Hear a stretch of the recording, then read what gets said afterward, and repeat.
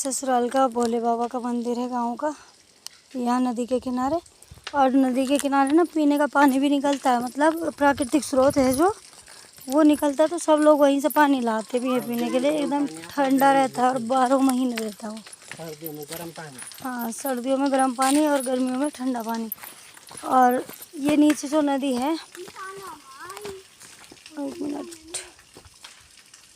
ये नीचे जो नदी है ये पानी, ये गोल कुंडा सा भरा हुआ है।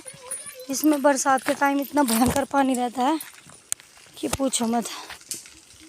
ये ऊपर तक जितनी पुलिया की ऊंचाई है ना, बस पुल के ऊपर तक भी पानी आ जाता है बरसात में। इतना भयंकर होता है ये दिखने में छोटा मोटा सा लग रहा है, लेकिन जब ये पानी भरता है तो ठीक पुल के हाइट के बराबर पहुंच जाता है यहाँ पानी। और इतना भयंकर है गाइस कि थोड़ा सा भी चूक हुई ना, पैर वैर फिसला ना, अगर चलो ना नीचे सीधा तो आप सीधा नदी ही पहुँचे रहोगे, फिर तो जिंदा भी क्या ही बचोगे। तो ये थोड़ा सा बाउंड्री कर रखी है यहाँ पे। और इधर साइड ऐसे पहाड़ है और ये रास्ता कटिंग करके बनाया गया है। इन पहाड़ों को कटिंग करके बनाया गया है। ये आदित्य और हर्षित पत्थर फेंकते जाते हैं, लेकिन बच्चों के साथ डर ही लगता है, गांव में आदत रह नहीं गई तो। और ये पुल बहुत पुराना है, पहले यहाँ पे पुल नहीं होता था, तो बरसात के टाइम गांव के लोग इधर उधर नहीं आ जा सकते थे। और अब ये 25 से 30 साल पुराना पुल है। और इस पुल पे कोई इतना वैसे सपोर्ट नहीं है, लेकिन बहुत पुराना पुल है। सब बरसात में तो डर ही लगता है। ये देखो, ये नदी गहरी है, यहाँ नीचे पानी है, यहाँ नीचे पानी है, लेकिन जब ये भरता है ना रोकड़ एकदम से, तो ये मतलब यहाँ की साइड से और वहाँ साइड लगी पूरा ऐसे भर जाता है लबालब पानी से। इतनी हाइट तक यहाँ कि पुल के ऊपर तक पानी आ जाता है। इधर से ये गहरा एकदम पत्थर है, तो पत्थरों में पानी कम आ रहा है आजकल, तो ये रुका हुआ काफ़ी गहरा होता है। डर लगता है यहाँ पे भी, ठीक है, पर पुल का सहारा है थोड़ा गाँव वालों के लिए।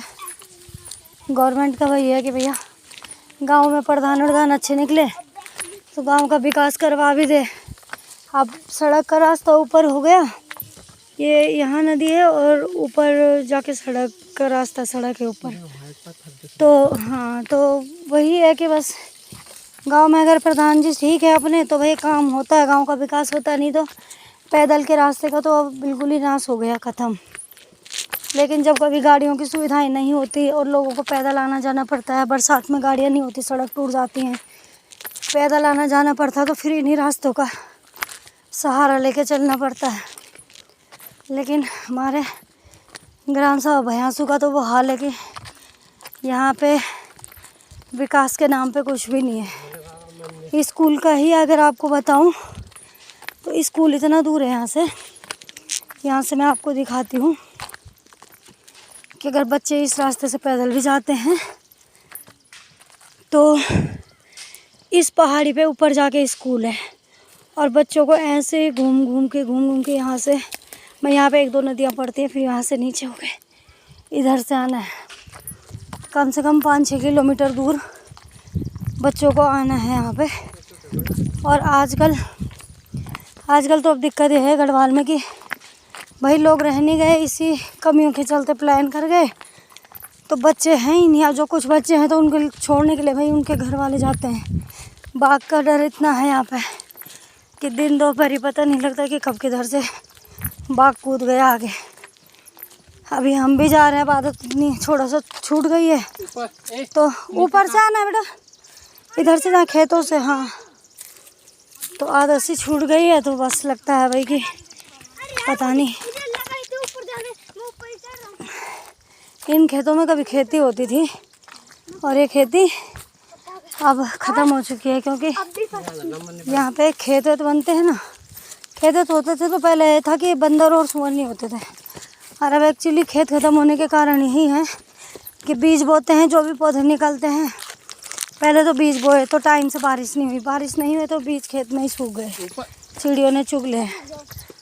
और अब धीरे धीरे अगर खेती करी भी तो बंदर और सुअरों ने ख़त्म कर दी।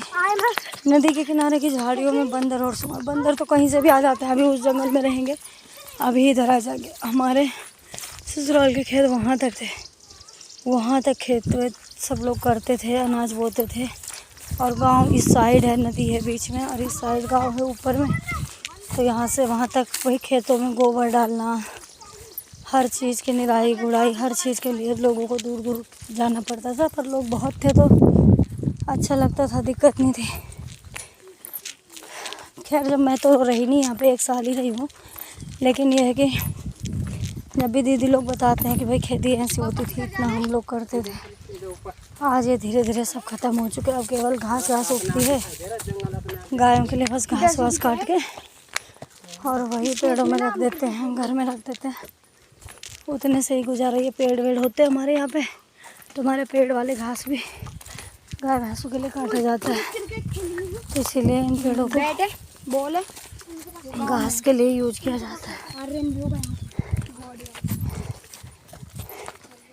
ये कोई एक लोग पेड़ में चढ़ के पेड़ काट रहे हैं। ये देखो, ये पेड़ घास के काम आता है। तो ऊपर जाके कोई लेडी उसको काट रही है ऊपर। अब ये पता नहीं कौन है, पर है अपने गाँव की। ये हम भी साल भर में एक ही बार आना होता है गाँव। मजबूरी ये हो गई कि बच्चों के लिए स्कूल की सुविधा है, हॉस्पिटल्स की सुविधा, मार्केट की सुविधा। धीरे धीरे गांव में बहुत सारे गांव ऐसे हो गए ख़त्म कि खाली कर करके लोग बाहर चले गए। अब मन तो होता है कि चलो गांव में रह के कुछ कर रहे हैं यार, लेकिन वही है ना, अब एक करे और 100 भाग जाएं तो वो एक कहाँ तक सक्सेस हो पाता है। पर चलो, मैं तो सोचती हूँ भविष्य में आने वाले टाइम पे ना कोशिश करूँगी कि गांव में नर्सरी वगैरह या सब्जी वगैरह के काम करूँ, कि उससे ताकि वो सब्जियां उठा के मार्केट भी बेच डालो। उस काम के लिए 1-2 लोगों को लगा दो अपने साथ, है ना। या गांव की लेडीज से है कोई रोजगारी सही। गाय पालन के लिए गवर्नमेंट दे रही है, गाय पालन जो करेगा तो उसके लिए शेल्टर बनाने के लिए भी गवर्नमेंट पैसा दे रही है। अब उसके लिए वही है कि गाँव में रहना पड़ेगा, रह के थोड़ा सा। हेलो गाइस, सबसे बड़ी बात मैं आपको एक अंजीर का पेड़ दिखाती हूँ। ये है हमारा अंजीर का पेड़। आप लोग ड्राई फ्रूट में खाते हो ना इसे, तो ये अंजीर अभी इस पे हरे हरे से लगे हैं। इस तरह का पेड़ होता है, इस तरह के पत्ते होते हैं। मैं स्पेशली इसके फल ऊपर में जाके दिखाती हूँ। यहाँ पे बहुत सारे अंजीर के पेड़ हैं हमारे उत्तराखंड में। अंजीर के पेड़ जगह जगह पे होते हैं। और हम लोग पहले इसको अंजीर तो नहीं, हमारे यहाँ तो तिमुल बोलते हैं इसे। तिमुल का जो फल होता है, अभी जब हरे हरे होते हैं कच्चे कच्चे से, तो इसकी सब्ज़ी बना के खाई जाती है। एक पेड़ ये है, एक वो है, एक वो है, एक वो है। तो कच्चे में इसकी सब्ज़ी खाई जाती है, और जब ये पक जाते हैं तो हम लोग पके हुए फलों को ऐसे तोड़ तोड़ के खाते हैं, और बहुत अच्छे लगते हैं पेड़ से तोड़ के तुरंत खाना। अब ड्राई फ्रूट के साथ उसको पका के सुखा के बनाया गया है, तो ड्राई फ्रूट में वो अंजीर के नाम से जाना जाता है। और इसके पत्ते जो होते हैं वो गाय भैंस बहुत अच्छे से खाती है, उनके लिए चारा भी बनाया जाता है काट के। और अंजीर के पेड़ के फल मैं आपको सामने से दिखाती हूँ कि जब ये कच्चे और हरे होते हैं इस तरह से होते हैं, जब पकते हैं तो ये हल्के रेड कलर और पिंक कलर में होते हैं। और ये देखो गाइस, ये है अंजीर का पेड़, और ये लगे हैं अंजीर के फल। ये देखो इस तरह से लगे रहते हैं, और ये इस तरह से देखो पेड़ पे लगते लगते लगते ऊपर तक।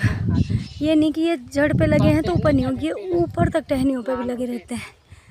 तो ये मेरे ससुराल का नज़ारा है गाइस, इसलिए पता है कभी कभार आना होता है साल भर में। वो हमारे गांव का इंटर कॉलेज है, थोड़ा जूम करके आपको दिखाती हूँ।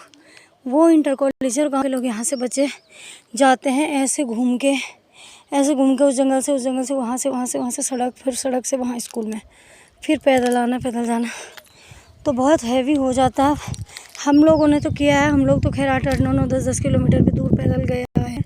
18-18 किलोमीटर दूर आना जाना होता था हमारा एक दिन का। और ये ऊपर में गांव आ गया, गांव के पास पहुंच गए हम लोग। तो थैंक यू सो मच। और अगर वीडियो अच्छी लगे तो प्लीज़ कमेंट करिएगा।